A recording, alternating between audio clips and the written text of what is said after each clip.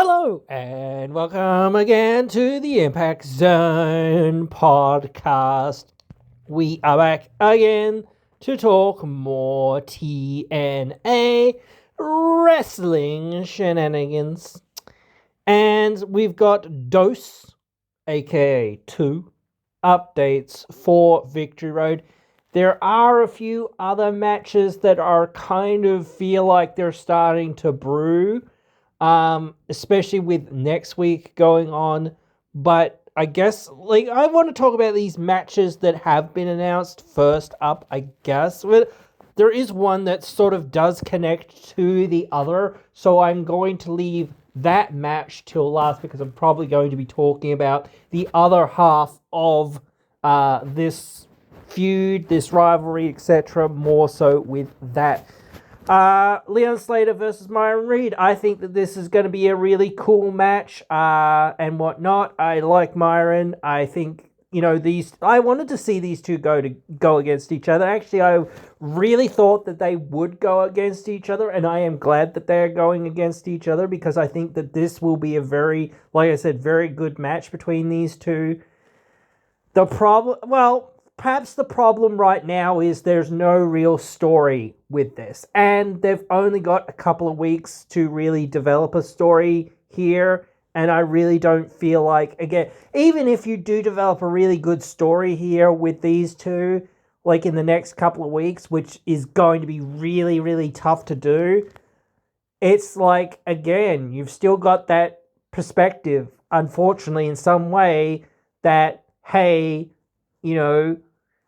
this isn't the person again, because there's no real big story. Like, if there was a big story already and then you're building even more story, like, again, then it starts to feel like, holy heck, what is going on? Actually, there feels like there's more story with Jake something right now than there does for Myron. So, but that is kind of good in some ways for Jake, because like he's been there for a long time and whatnot, and we've been talking about him on and off here and there throughout how I can't even remember when he like actually first debuted in the company. But it was like back like 2019, 2020, sometime around there. I can't remember.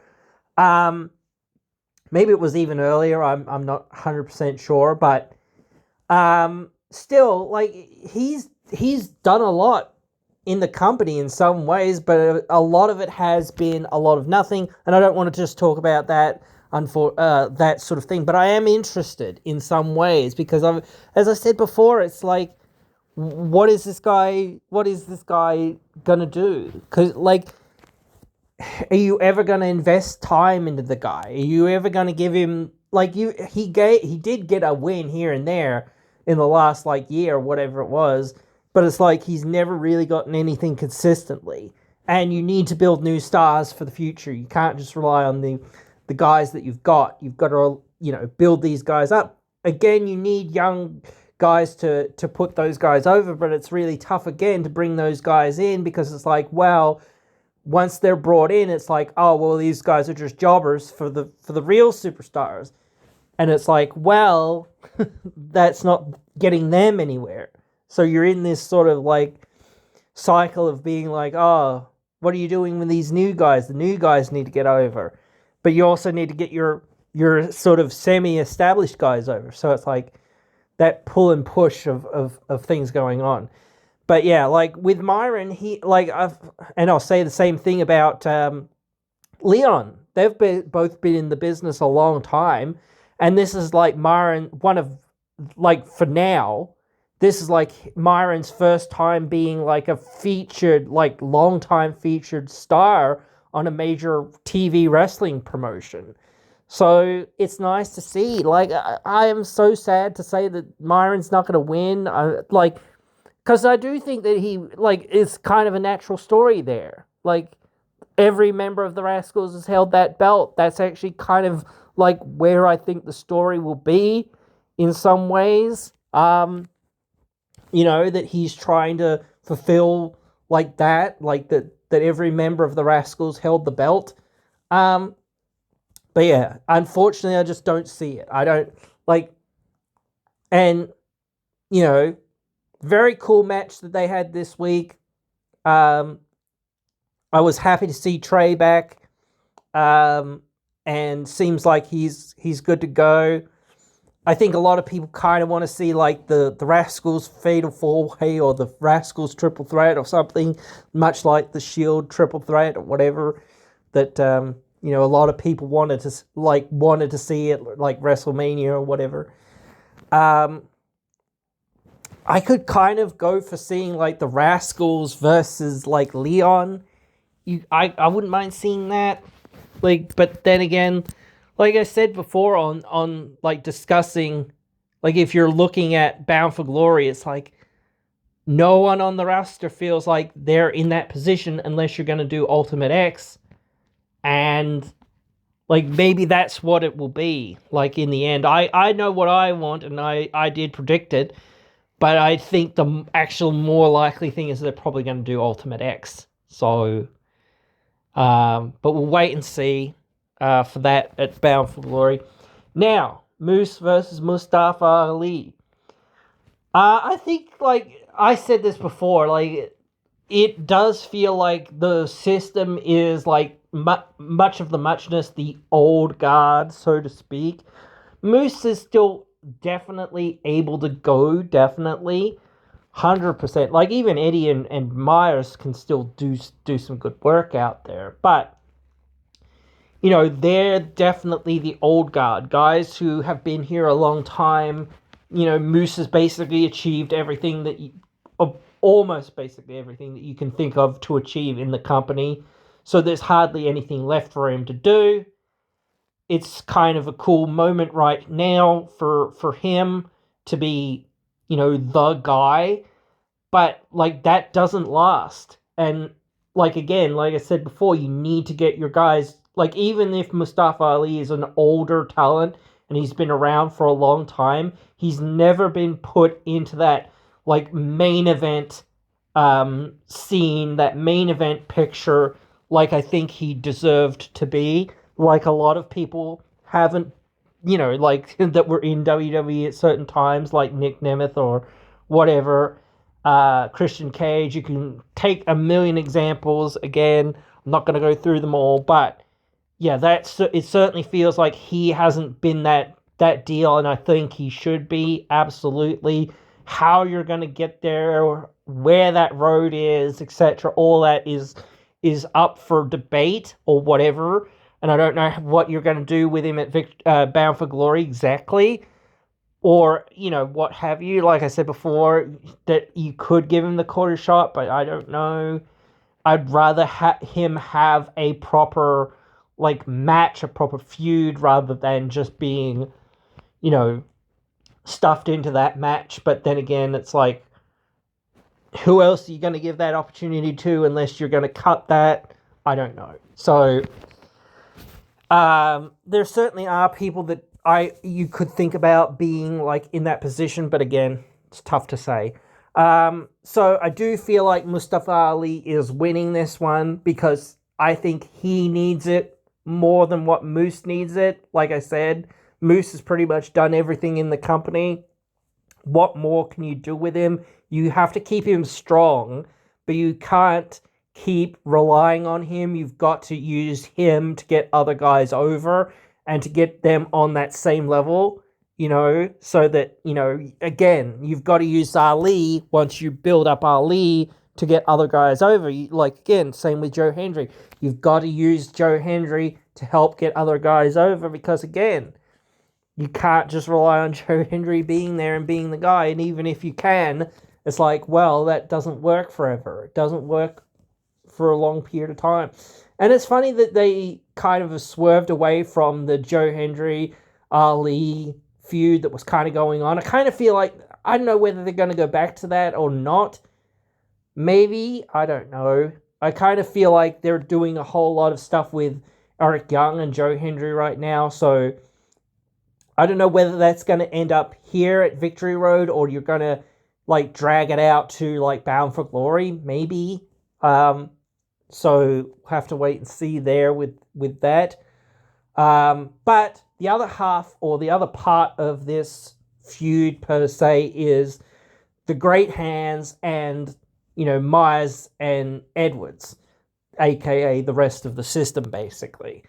Because it seems like they're going to have a big tag team match against each other at some point, like maybe at Victory Road, maybe at Bound for Glory. I don't know. It does seem like that is the direction to some extent. So, I definitely see that happening. I've already talked about Eric Young and Joe Hendry, but there's certainly still more to go on. Actually, I've just seen this just as I'm going through some other things here, and I think that this has just been announced. The Elegance brand will defend the Knockouts World Tag Team titles against the Inspiration at Victory Road. Now, I said that this would probably happen at Bound for Glory, but I did start to think that match probably needed a stipulation, and again, it probably feels like, again, you need to still drag that out, and I still feel like there's a stipulation to be added. Now, I think there was a small update, which was that the match between Ash by Elegance and Marsha Slamovich will now be a match by Elegance, so we can expect a lot of interference kind of in that one, perhaps, unless, again, the Inspiration are sort of taking on the Elegance brand sort of again, and I think they're taking on each other next week in a 6 knockouts tag match. So that's a big time match there for next week. So there's always something. There's lots to get. Like next week, you've got the Hardys versus the Nemeths for the tag titles. Obviously, the Hardys are winning that at this point. So, but I think you've got to start thinking you just had Eric Young pile drive the Sinner and Saint or the Northern Armory, but now I think they're going to be Sinner and Saint again. So what are you going to do with them? I don't think that they'll be that great of baby faces. I don't know. They could be.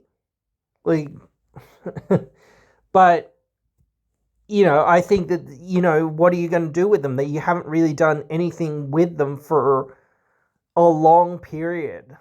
And the same sort of thing with the Great Hands. You haven't done a lot with them for a long period.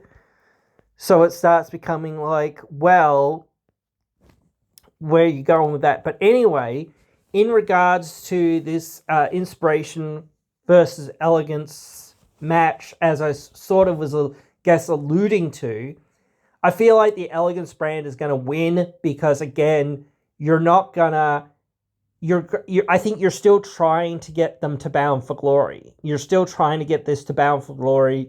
You're still trying to get more stipulations or more heat or more anticipation, whatever else, blah, blah, blah. And I also think that you're not just doing that. You're going, okay, well, how do we get, more teams in this division? How do we make this division more of a real thing if that's what you're going to continue to do? Because that's what you've shown and continue to try to do. You've continued to be yeah, we're going to keep trying to make this thing work. So the assumption is that, hey, you're going to try to make it work. You're not going to, just turn around and go, oh, well, see you later, bye. You're going to go, oh, okay, well, let's see where this leads. Not just, oh, well, too bad, so sad, never mind. Whatever, we couldn't make it work or whatnot. But still, that is one of those things. With that, I also feel you need to give, even if it, like, what does it mean? I don't know, but you need to give wins to the guys that are there, or you need to do something with some of the guys that are there, because it's like, well, you know, what else? What else are you going to do with it? Also, I believe Indy Hartwell was added to as a special guest referee to the match between Ash by Elegance and Mash Slamovich. So yeah, there's a whole lot of stuff going on there with that, and we haven't really like got a whole lot of other things like to discuss, I suppose, right now in regards to that. But at least we are on the road. You know, we're still getting there. So I would think that because you're not going to have the Hardys defending their tag titles at Victory Road, and because you're not going to have the world title defended at Victory Road, you really need like some like, and again, you can still make like some other things like bigger. Like you're trying to tease this whole thing between Kaz and between Macklin. So that's going to be for the international title. It's probably going to happen at this event at Victory Road. Would you make that the main event? I don't like. You start thinking like, well, what would be the main event? And I kind of feel you could kind of feel like it could be Ash versus Marsha, because like that was the like one of the first matches that was like announced for this show, and like it gives a chance for the girls to get a main event. Like it rarely happens, especially when you've got the TNA title there. So I kind of feel like they should get it, because it's like, again, they would rarely get it, and it's a time to showcase the division. Though I feel like the problem with that is like you often, not always, you often want to leave the fans going home happy. So leaving them with Ash having won or defeated Marsha, especially in the means in which you probably have to win by hook or by crook, really will send the crowd unhappy. So I feel like that kind of can't be the main event in that regard. It is always hard to say that, but it's not like infeasible that this would be the main event. But still, like, there's always that caveat of going, well, that's not very good, or that's not great. It's not like you can't do it. They could do it. They might do it. Who knows? I don't think, again, since I'm thinking Mustafa Ali is winning against Moose, that's probably not the best either. And, like, Leon winning a basically nothingly built-up match against Myron Reed isn't the way to end the show. This might be the way to begin the show, but not the way to end it. And since there's not really a whole lot else like planned for this event yet, it's very much like, well, like maybe you could say Eric Young versus Joe Hendry if that's where you're actually gonna have this match. I don't know, again. But that could main event, maybe, but again, really tough to do it, especially with like 2 weeks notice or whatever it is. Like, then you'd really have to make it a very big stipulation. Like, so, but yeah, I don't know. And it's not like the right time in their feud to kind of do that. So again, or at least I don't think it is. You could obviously do anything you want to do, but you know, and it just isn't a whole lot else. Kind of like there is stuff there, but it's just not like, oh wow, this will be like the thing that, you know, like you could think about, like I said before, like the Elegance versus the Inspiration, but again, that feels like since the Inspiration are gonna lose because of shenanigans, by hook, by crook, or whatever, and you're gonna try to pan that out to Bound for Glory, it's like, again, that's not a great match to try to end the show on. So yeah, it's a really tough one to figure out here with what's going to happen and what else you're going to put on the show, because you can't just put 3 friggin' matches on this, or 4 matches on this show. So there needs to be more. And I still feel like you haven't really resolved everything that was going on with Rosemary and Indy Hartwell, with her spitting the ink in her eyes and whatnot and all of that shenanigans. So I do expect even more shenanigans there somehow or something. But yeah, it's just a really difficult set of circumstances, because what are you going to do when you go down that path of saying, right, well, what else are we going to put on this show? And then you start saying, oh, well, how are we not only just putting what's on this show? Like, because again, like, that's the good thing that they've been doing recently, or they just did recently, was that they have had a lot of this stuff that's kind of coming together. It's like, yeah, Indy's involved in this match because she's involved in the match at Bound for Glory. So that's really good, because again, you're getting some of that, like, story building, like, more than a month in advance. You're getting all of these things coming together in advance, because again, you can't just say, oh, what is going on? Like, Indy has been brewing kind of momentum for a while, but, like, again, like, it's really tough. But yeah, like, obviously that's not going to main event in Bound for Glory, so they don't need to deliver. Well, they need to deliver, but they don't need to deliver on Indy winning. Like, that's not the thing that they need to deliver on.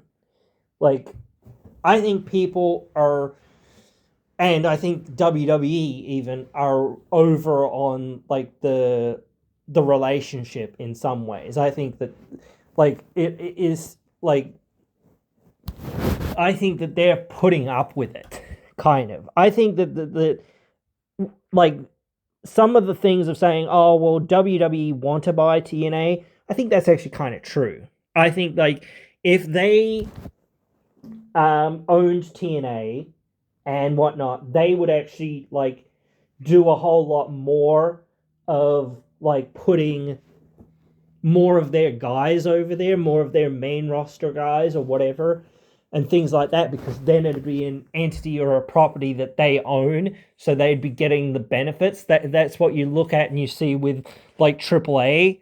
They've had a lot of their, like, main roster guys and gals and whatever else over there in AAA now, because they own it. They never did that before. Like, yes, they might have done one thing here or one thing there or what have you or whatnot. But, like, for the most part, like, they haven't, like, done that. And now it's, like, just the most commonplace type thing that you would see. Like, it's happening all the time.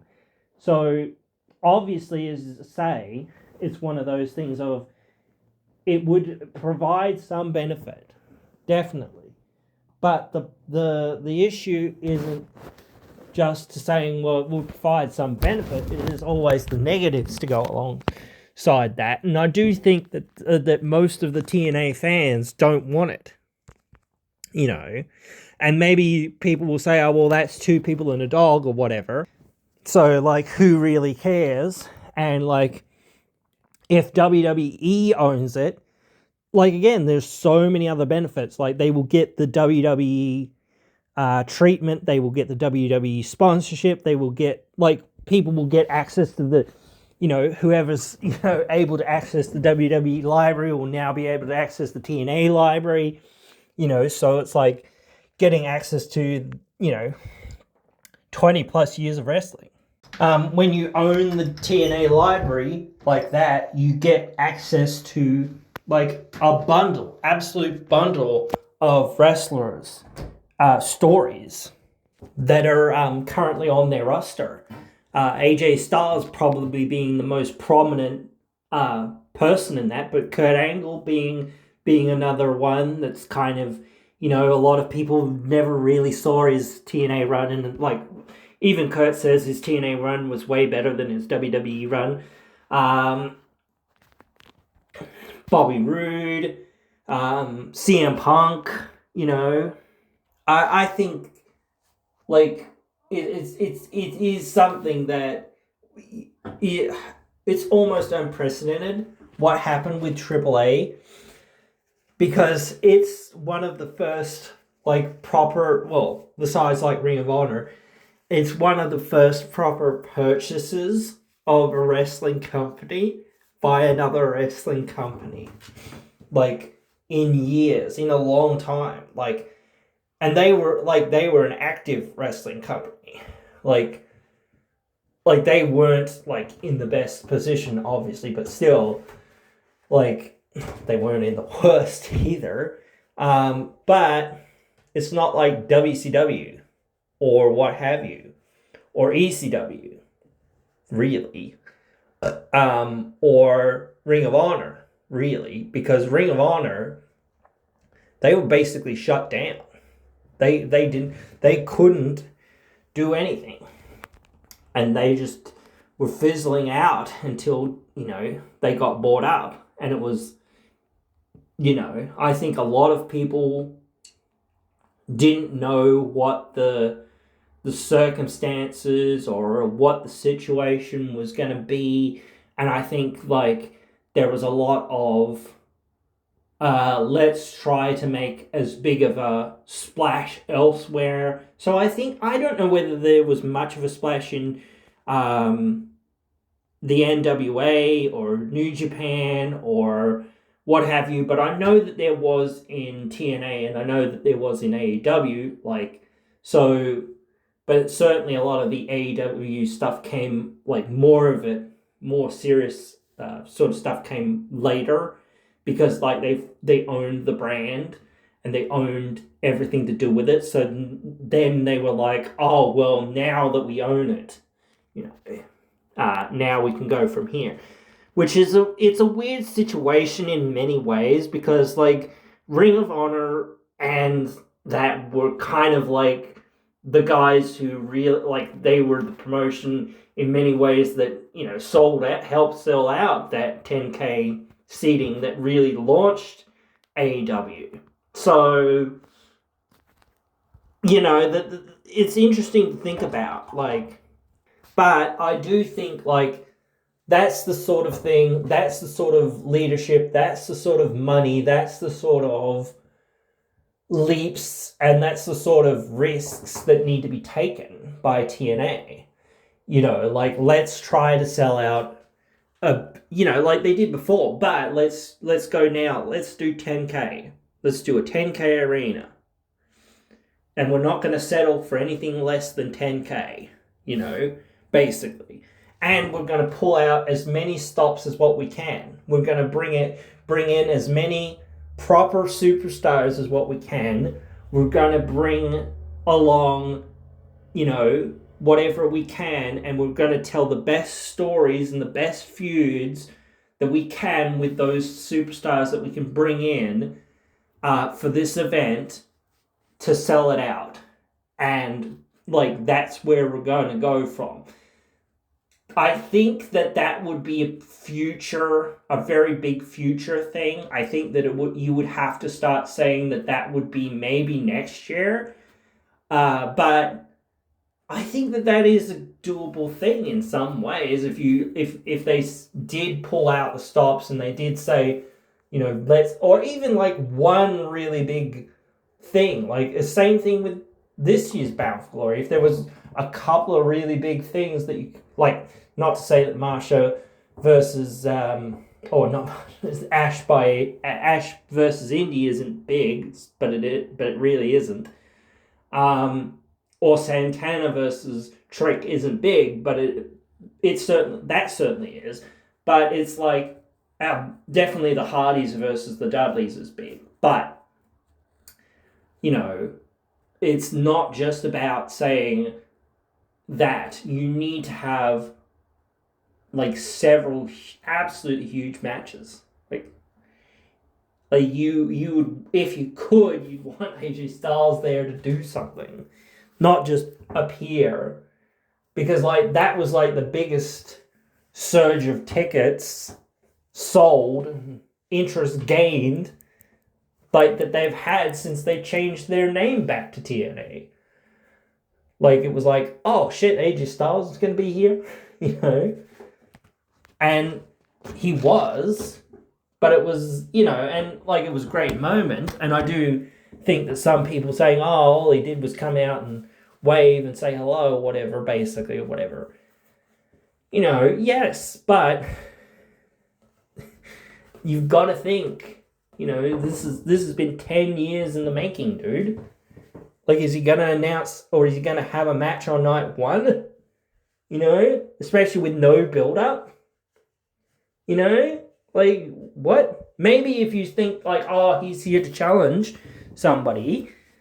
Cool. But again, that's probably the downside of, WWE I would say being greedy.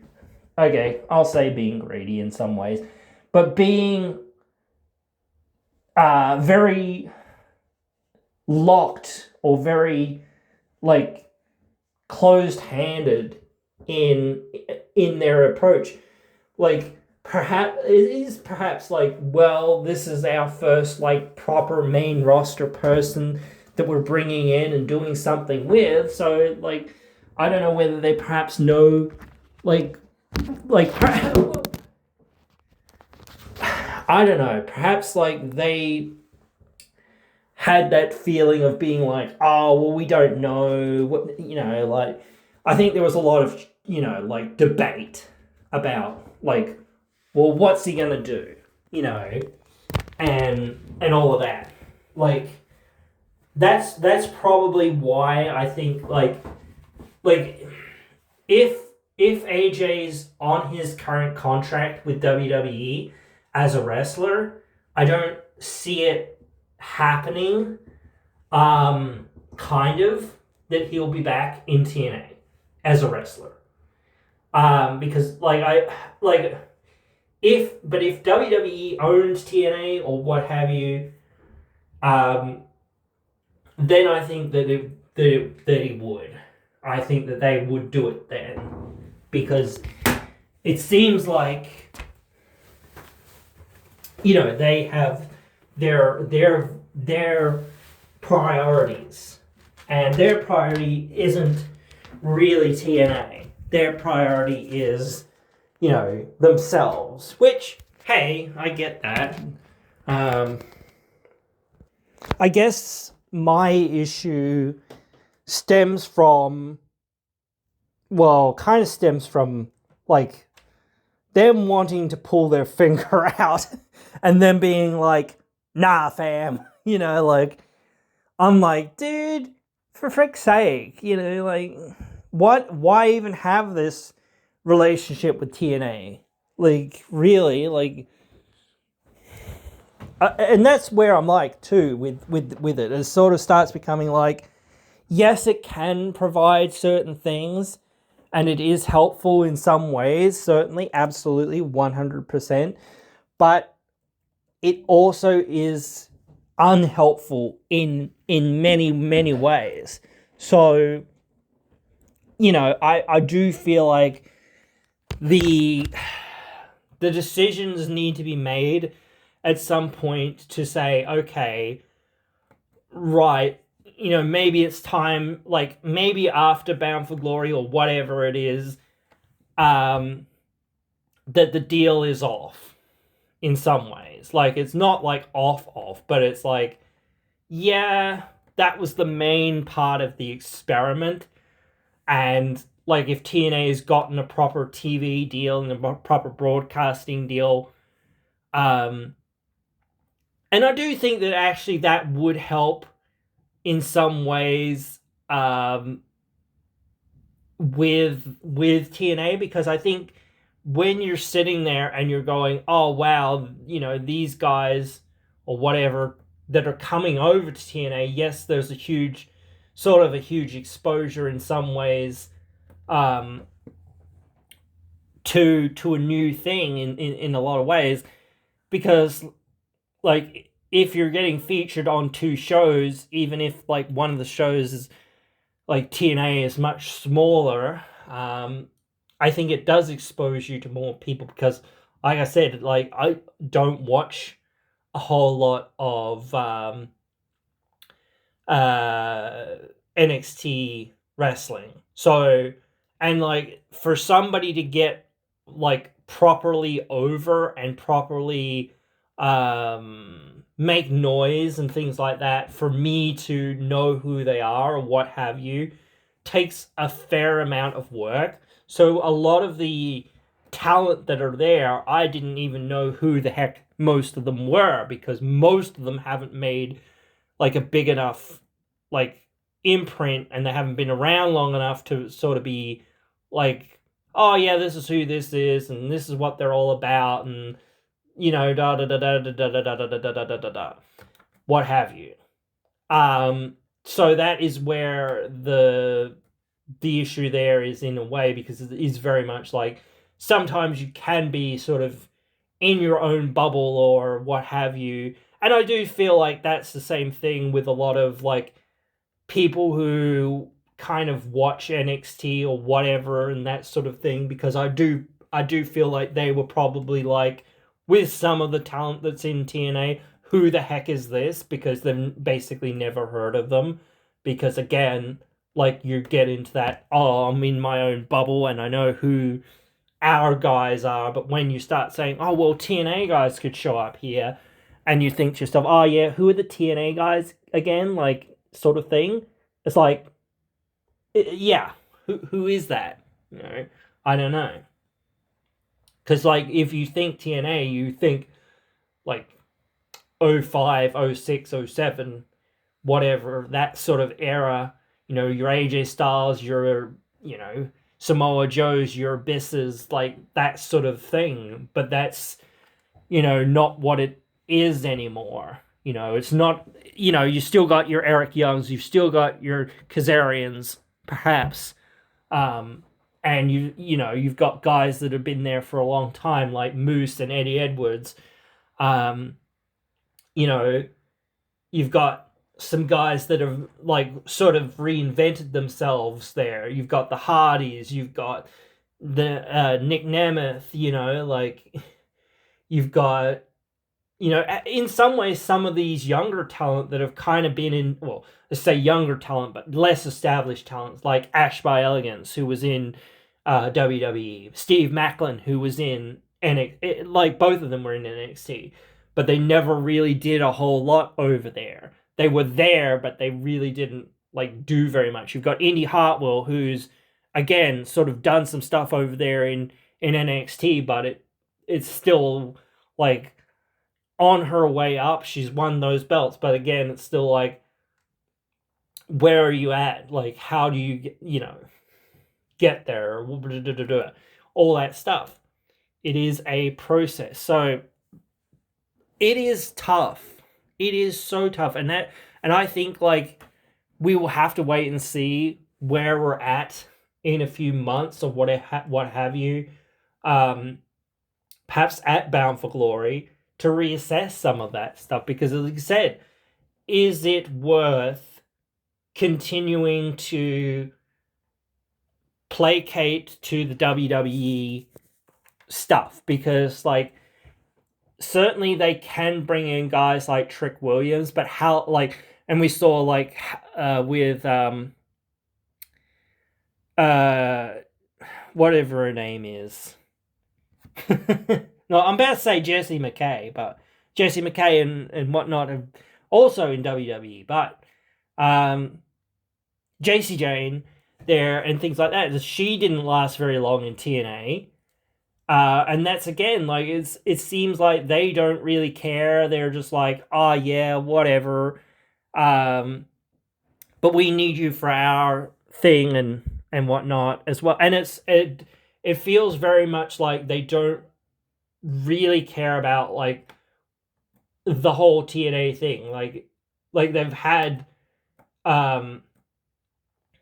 Trick being the TNA champion, and though he's heel and shenanigans and whatever else, they've like sort of been devaluing that title by different means in some ways. Like, they have been valuing it up, but they have also sort of devalued it in some ways as well. So, I don't know. I don't know what, like, sometimes I don't know what they're kind of doing or whatever as well. Like, but that's probably because I'm not watching it, or I'm not paying attention to it, or I'm not that actively engaged in it. But the only time that I'm kind of like starting to come around to going, okay, what the heck is going on, is right now, is because like they've got the TNA title, and it's like, oh well, what's going on? And it sort of feels like they're trying. No, I know what, like, in storyline that they're trying to work with, but it's also does feel like they're actually acting out some of these things and going, well, we really need Trick, and we really want Trick, and you can't really have Trick. And, that's... And I do feel like at some points it does feel like they don't want to have... Even, like, to somebody that they, like they're having that role to put other people over, which is Trick, that they don't want to put over any of the TNA guys properly. And that's why, again, like, at... was it Heatwave that Ash pinned Masha, because like they didn't want to put the TNA guys over. They didn't want to look like JC lost in some ways, So, and like she does that rematch, but she's probably never gonna, call it in or whatever, unless she gets fired from WWE or whatever. So, same with Trick. Like, I don't expect him to, do his rematch clause or whatever, because it's like, why? Because, like, again, like, WWE is going to be like, put him on the main roster, quick, we need him in this feud, we need him in that feud. And I think it's become just a nuisance in some ways, to being like, we've got to finish this thing up with the TNA thing, why can't we just finish that up and move on? So I think, and that's perhaps like that whole, like I said before, that ADHD booking of like, oh, we need to do this now. No, we need to do, and there's no like thought put into it, or no like going, oh no, we could wait, or something else, or we'll do something else, or what, like, it's like, no, we have this idea and we're going to do it, screw everything else. And then it's like, oh, well, we really can't, but we'll do our best with him as we've got him, and whatever. So, and I do think like that's, if they owned TNA, that'd be like the very much the get-go of it. Like, they'd be treating them much like in that same route of saying, well, we don't really care. We only really care about like our stuff. So I think like, if the TNA stuff still survived, that it would be relegated to something else in some ways. Like, I don't know what they're really doing with AAA and that, but like they said before, like, we're here to do stuff or whatever. But like, realistically, they're not. They're there to get, like, and in some ways I get it, but again, it's very much like, dude, come on, like, some things like are funny or kind of cool or whatever else, you still get all those things certainly and whatnot, and that sort of thing, but still it's just like, I don't know, dudes. It's a very crazy thing going on here, and we just have to sit and watch or whatever. But anyway, guys, having said all of these things, I do cross my fingers and I do hope for the best. And I do hope that you guys have enjoyed this one, and I hope you'll join me again in another one.